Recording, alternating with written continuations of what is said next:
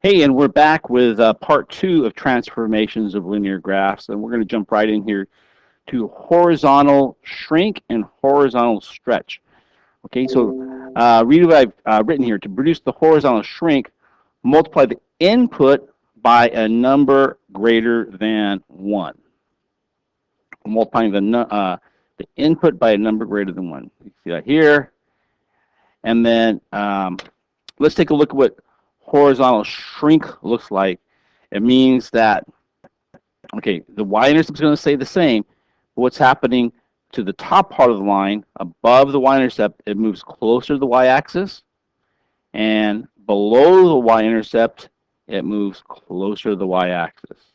Okay, so it's moving closer to the y-axis this way, going kind of to the left, if you want to call it that, down here to the right.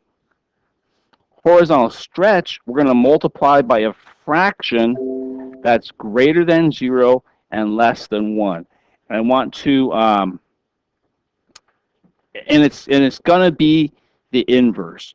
So let's say you want to stretch it 2 units, a horizontal stretch of 2 units, well, then you're going to multiply by 1/2, right? 1/2, 2 units. Stretch.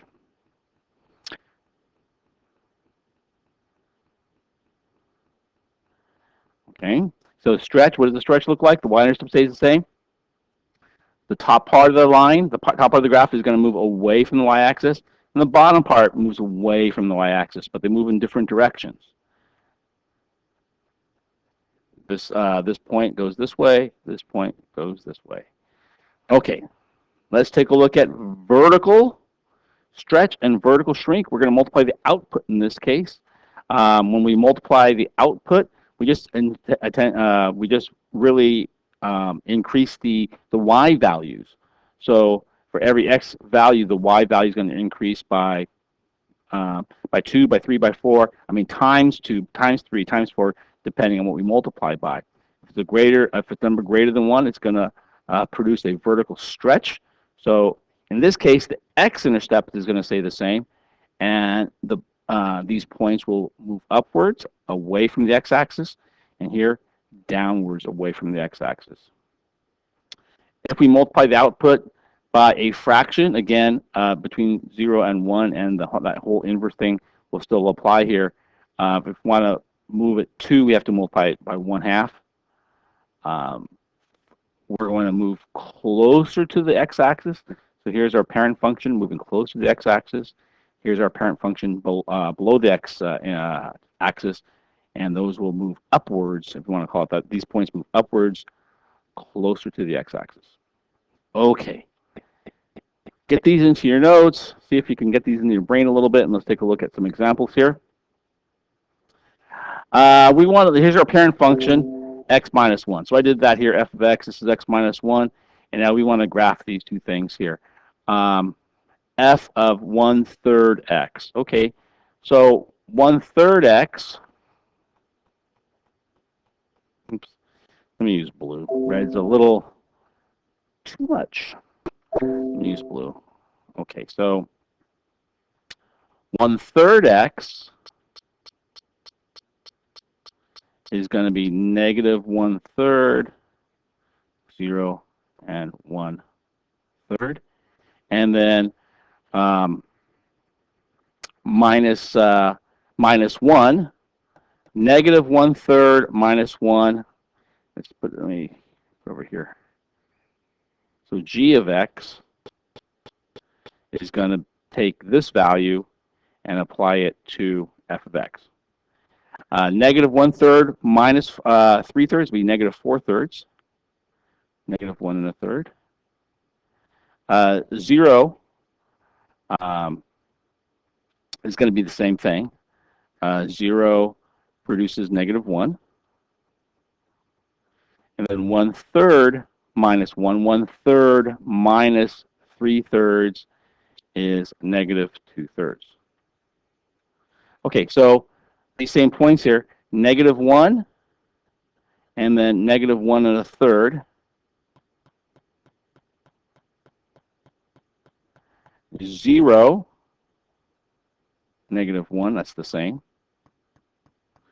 and then 1, and then negative 2/3, like this. Okay, so this is my horizontal stretch. Let me.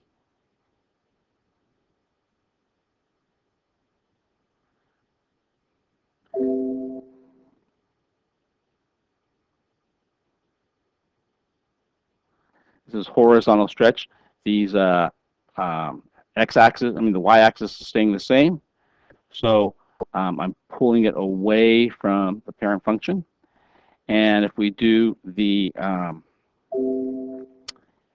h of this, the next one will be a vertical stretch because I'm multiplying the output here by 3.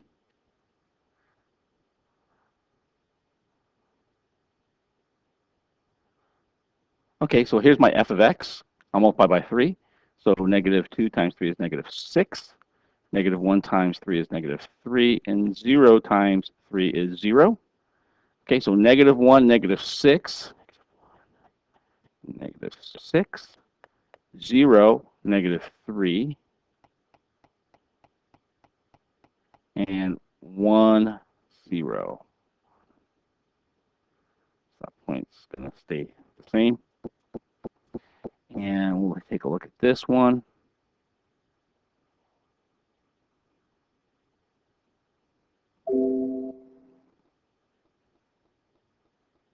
Okay, and this is the vertical stretch. And maybe you should label these in your notes so as your examples as a vertical stretch. And the first one was a horizontal stretch.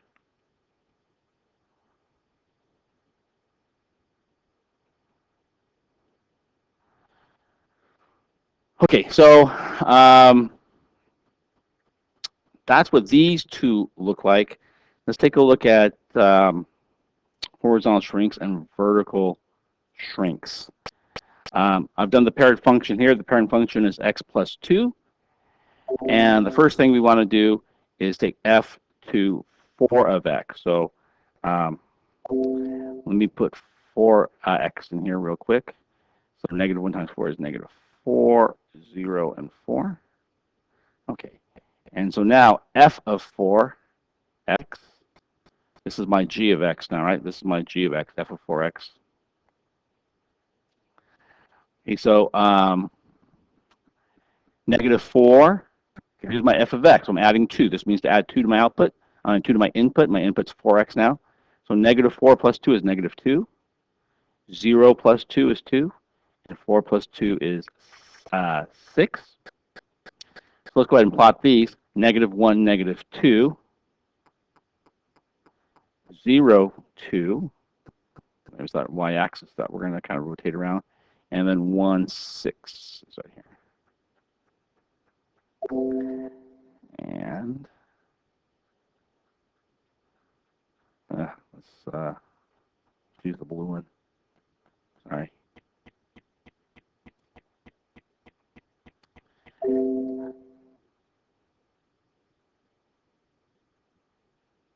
Okay, so there's rotating around that y-axis. This is my horizontal shrink. And I'm pulling it back in towards that y-axis, right? Horizontal shrink.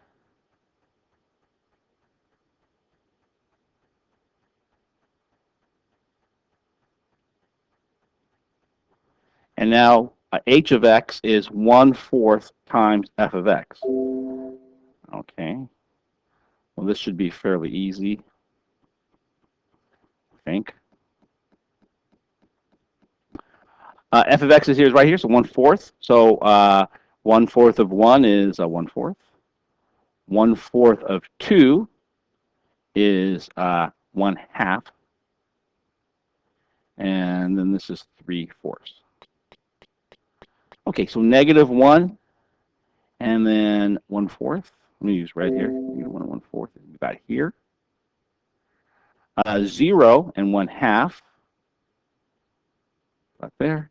And then 1 and 3/4 is about there. Okay, so let's go ahead and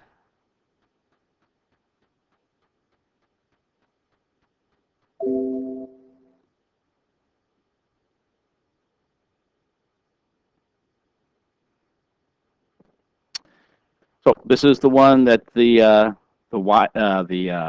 x-axis stays the same. This is our vertical shrink.